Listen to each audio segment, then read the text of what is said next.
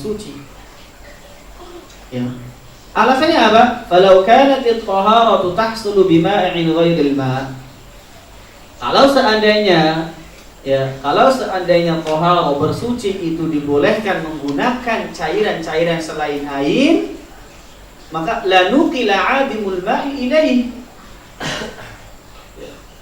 Maka harusnya apa? Nuqila 'adimul ma'i ilaihi. Orang yang enggak ada air itu berpindahnya kemana? Berpindahnya ke cairan. Paham di sini? Tadi Allah mengatakan apa? Falam tajidu ma'an fatayammamu sa'ida. Kalau kalian enggak ada air, bertayamumlah kalian menggunakan apa? Debu. Ingat, kalau enggak ada air, bertayamum dengan debu. Ini dalil bahwa kita enggak boleh menggunakan cairan-cairan untuk kita bersuci.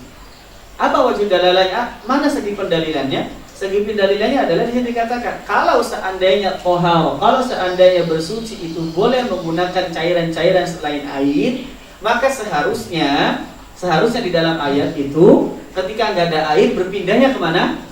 Ke cairan. Tapi di sini berpindahnya kemana? Ke turab, ke debu. Ini dalil bahwa kita tidak boleh menggunakan cairan-cairan selain air untuk bertaharah. Kaum muslimin rahimani wa rahimakumullah. Al-mas'alatu tsalitsah. Permasalahan yang ketiga. Al-ma'u idza khalaqathu najasah. Hukum air ketika dia bercampur dengan sesuatu hal yang najis. Ada air bercampur dengan sesuatu hal yang najis. Apa hukum air ini? Boleh enggak digunakan untuk taharah? Boleh enggak digunakan untuk mandi? Tentunya di sini kita ketika bicara mandi wajib ya.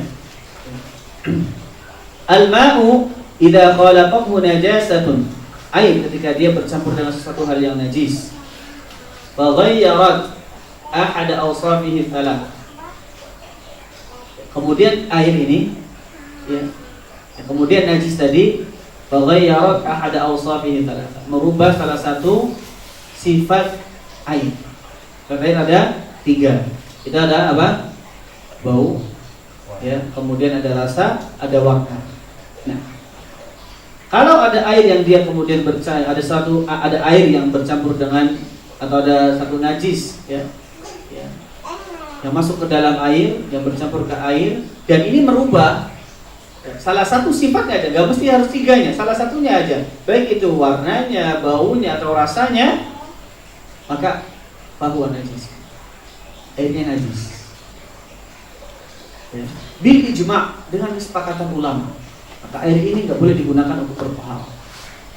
La yajuzu isti'maluhu, enggak boleh digunakan.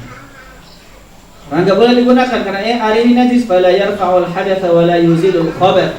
Maka air ini enggak bisa mengangkat hadas dan juga tidak bisa menghilangkan najis. Baik itu banyak atau sedikit. Baik itu airnya banyak ataupun airnya sedikit. Misal air ada di dalam tandon, kemudian misalnya berapa? Banyak, 5.000 liter misalnya. Kemudian najis, bangkai, masuk kucing, bangkai kucing, merubah salah satu dari tiga sifat air. Baunya berubah, bau bangkai, airnya najis. Baik itu airnya banyak ataupun sedikit ya. Makanya ijma, di sini katakan ijma, sepakat ulama bahwa airnya enggak boleh digunakan. Amma in kana khalaqathu najasatu wa lam tughayyir ahad awsafihi. Namun kalau ada najis yang bercampur dengan air dan dia lam tughayyir ahad awsafihi, tidak merubah salah satu dari 3 sifat air, maka ini dirinci. Fa in kana katsiran, kalau airnya banyak, lam yanjus, maka dia enggak najis. Karena dia enggak najis, wa tahsulu taharatu bihi, dan boleh digunakan untuk bertaharah. Amma in kana qalilan fayanjus, kalau airnya sedikit walaupun dia enggak berubah tapi airnya sedikit, fayanjus, maka najis. Wala tahsulu taharatu bihi, dan tidak boleh digunakan untuk bertaharah. Nah, sekarang jadi yang jadi permasalahan, kapan air itu dianggap banyak, kapan air dianggap sedikit? Apa patokannya? Apa batasannya? Maka di sini dikatakan wa haddul ma'il katsir ma balagha qullatayn fa aktsar. Ya. Jadi air itu teranggap sebagai air yang banyak itu ketika dia mencapai 2 kullah atau lebih. 1 kullah itu berapa? Kalau lihat footnote di situ dijelaskan ya sekitar 160 setengah liter. Ya. Berarti kalau 2 kullah berapa? Ya, 160 ya, 60,5 ya, 2. Berarti berapa? 320 berapa? 1 ya. Yang sekitar itu 321 liter itu sudah teranggap banyak. Kalau di bawah itu berarti teranggap sedikit. Ya. Misalnya ada yang di rumahnya pakai bak mungkin gabak yang kadang ember misalnya, yang takarannya cuma sedikit, ya, nggak nyampe 321 liter. Itu kalau kena najis, walaupun nggak merubah salah satu dari sifat air, maka terhitung najis. Ya, maka terhitung najis. Maka kesimpulan dari ini, ya, kalau ada najis, ya, ya, yang dia bercampur ke air, ya, dan merubah salah satu sifat dari air. Kalau ya ini merubah salah satu sifat dari air, mau itu airnya sedikit, mau itu airnya banyak, sepakat ulama bahwa itu najis. Air itu najis. Yang kedua, nah, ketika ya, bercampur dengan najis, namun tidak sampai merubah salah satu sifat dari air, namun dirinci. Di sini dikatakan kalau airnya sedikit, maka najis. Kesimpulannya, kalau airnya banyak, maka apa? Tidak najis, dia boleh untuk bertayammum. Dan batasan air itu dianggap banyak atau sedikit. Air itu dianggap banyak ketika dia mencapai 2 kullah, jadi sekitar 230 dan 321 liter. Ya, itu baru dianggap banyak air. Di bawah itu air masih teranggap sedikit. Ya. Wa dalilu ala dzalik, dalilnya apa? Hadits Abi Sa'id Al-Khudri radhiyallahu anhu qala, beliau berkata, Rasulullah SAW beliau bersabda, innal ma'a tahurun la yunajjisuhu syai'. Sesungguhnya air itu tahur. Ya. Apa tadi tahur? Tahur itu suci secara zatnya dan mensucikan. La yunajjisuhu syai', tidak ada yang membuat dia najis. Wa hadits Ibnu Umar, dan haditsnya Abdullah bin Umar radhiyallahu anhuma, semoga Allah Subhanahu wa taala meridai keduanya, bahwasanya Rasulullah sallallahu alaihi wasallam beliau bersabda, "Idza balagha al-ma'u qullatayn lam yahmil al-khabath."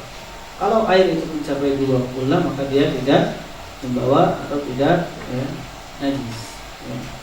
Hadis ini diriwayatkan oleh Imam Ahmad. Ya.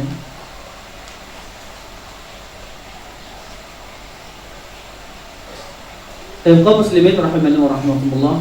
Maka kalau kita lihat footnote-nya itu perlu ya. Kita menjelaskan tentang maknanya, menjelaskan tentang hadis-hadisnya, ini statusnya apa dan seterusnya. Kaum muslimin rahimani wa rahmatullah. Saya rasa untuk pertemuan kali ini kita cukupkan sampai di sini. Insyaallah berikutnya kita akan bahas tentang hukum air ketika dia bercampur dengan sesuatu hal yang suci.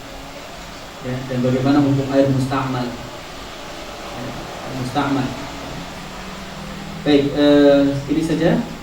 Mungkin ada yang ditanyakan.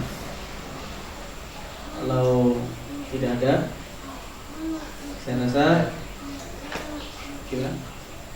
Ya, tolong. Saya cuma ingin tahu tentang maksud hadis itu kan ada ya, doa masuk WC itu. Kalau bukan yang khobais, itu khobais sama kubus itu sama diartikan najis apa? Kan kalau secara legal itu biasanya. Iya. Baik. Al-khubut wal khobais secara yang dijelaskan oleh para ulama bahwa al-khubut yakni setan yang laki-laki, dan khobais itu adalah setan perempuan. Beda dengan yang khobat yang ini, yang maksudnya adalah dia kotor. Wallah alam kenapa kemudian khubus dan khaba'ith ya. Apakah ada kaitannya dengan khubus yang najis ya? Karena misalnya seperti ini. Kayak syaitan. Kenapa dinamakan syaitan? Artinya apa? Syaitan itu adalah taba'ada, menjauh. Kenapa dia dinamakan itu? Karena dia tugasnya menjauhkan manusia dari Allah. Nah, apakah ada makna tertentu? Maksudnya, kenapa kemudian penggunaan khubus sebagai setan yang perempuan itu, setan yang laki atau khaba'ith dan perempuan itu ada makna misalnya? Ini asli maknanya kotor misalnya. Apa karena setan kotor dan segala macamnya? Maknanya wallahu a'lam. Ada lagi? Monggo. Tentang air yang sudah dimasak misalnya. Ya. Kalau air itu bisa dipakai untuk masak. Boleh. Bisa. Ya, bisa. Syekh Utsaimin juga pernah menjelaskan ini ketika beliau ditanya tentang air yang sakhon. Air yang sakhon itu air yang biasanya kalau di Timur Tengah itu ketika kita musim dingin, maka ada penghangat berwudu segala macam. Boleh nggak digunakan? Boleh. Itu masih itu suci ya. Itu boleh digunakan. Itu tidak merubah sifat air. Jadi boleh, tidak ada masalah. Monggo Pak. Assalamualaikum warahmatullahi wabarakatuh. Ustaz biasanya baru yang saya tanyakan tentang niat toharoh itu waktunya di mana dan baik ya, berkaitan dengan niat saja, artinya tidak perlu untuk diucapkan, artinya tidak perlu kita kemudian saya berniat untuk mandi dan segala macamnya.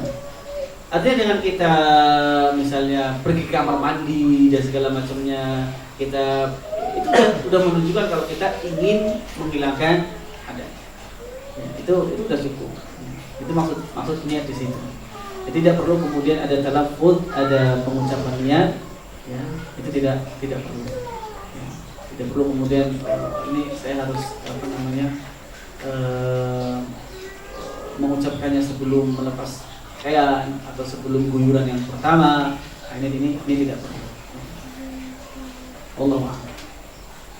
Sabun? Baik. Terakhir kotor. Untuk kategori debu itu gimana ya? Untuk yang bisa mengetahui debunya yang dikategorikan suci atau tidak suci. Oh, baik. Kemudian nanti itu ada kemudian tambahan kita ya. Nanti kita bahas ayam aja ya, insyaallah. Tapi nanti dibahas ayam dengan detail insyaallah. Baik, ini saja yang bisa kami sampaikan pada kesempatan kali ini. Semoga ini bermanfaat untuk kita semua. Wassallallahu ala nabiyyina Muhammadin wa ala alihi wa sahbihi wa sallam. Wa akhiru da'wana alhamdulillahi rabbil alamin. Subhanakallahumma wa bihamdika asyhadu an la ilaha illa anta astaghfiruka wa atubu ilaik. Assalamualaikum warahmatullahi wabarakatuh.